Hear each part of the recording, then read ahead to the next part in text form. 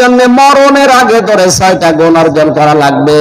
1 নম্বরে সব সময় বলবে রব্বুল আলামিন তুমি আমাকে ক্ষমা করে দাও।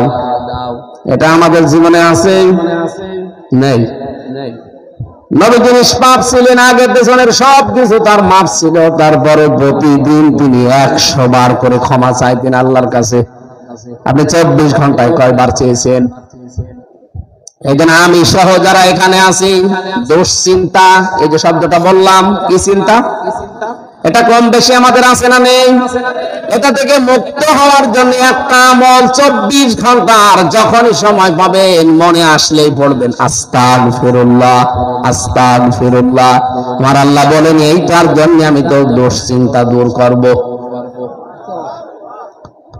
হযরত নূহ আলাইহিস সালামকে জামানার লোকেরা জিজ্ঞাসা করেছিল, আল্লাহর নবী নূহ, আমরা দুনিয়ার সম্পদ চাই। কেউ বলেছে আমি সন্তান চাই, কেউ বলেছে আমি বাগান চাই, কেউ বলেছে আমি বৃষ্টি চাই। হযরত নূহ এই 4 প্রকার মানুষকেই বললেন তোমরা পড়ো আস্তাগফিরুল্লাহ। তার খাদেম যিনি ছিলেন জিজ্ঞাসা করছেন, আল্লাহর নবী 4 প্রকার লোক আসলো আপনার কাছে, 4টা জিনিস চাইলো, আর আপনি সবাইকে বললেন যে আস্তাগফিরুল্লাহ। এত সব রোগের এক ঔষধ হয়ে গেল। আল্লাহ রাব্বুল আলামিন হযরত নূহ আলাইহিস সালামকে তিনি ওই সময় জানিয়েছিলেন, নূহ তোমার উম্মতদেরকে জানিয়ে দাও, ফাকুল তাস্তাগফিরু রাব্বাকুম ইন্নাহু কানা গাফফারা ইরসিলিস সামাআ আলাইকুম মিদরারা ওয়া ইউমদিদুকুম বিআমওয়ালি ওয়া বানিনা ওয়া ইয়াজআল লাকুম জান্নাতি ওয়া ইয়াজআল লাকুম আনহারা। এখানে 4 প্রকার জিনিসের নাম আছে।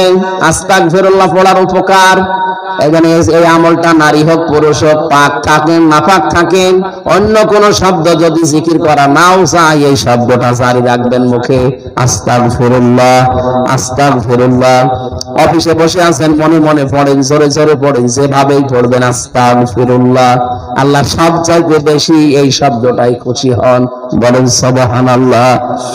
2 নম্বরে বলা লাগবে ওয়াকিনা আযাবান নার, আল্লাহ তুমি আমাদেরকে জাহান্নামের আগুনে দিও না। দুনিয়ায় থাকতে আগে তুই নিজেকে পবিত্র এবং মুক্ত করে যা, যেন জাহান্নামে যাওয়া না লাগে।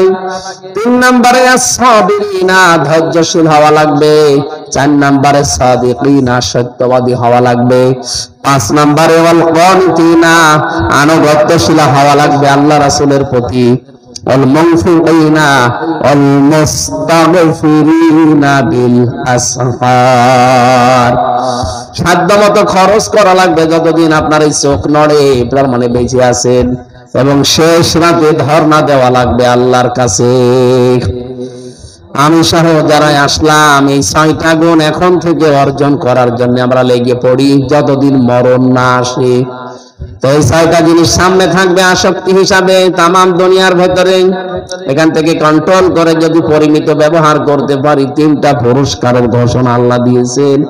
মরণের আগে অন্তত এই 6টা কাজ আমরা যেন আঞ্জাম দিতে। আলাউদ্দিন আইএমসি মিডিয়া কুরআন হাদিসের কথা বলে, সত্যের দিকে আহ্বান করে।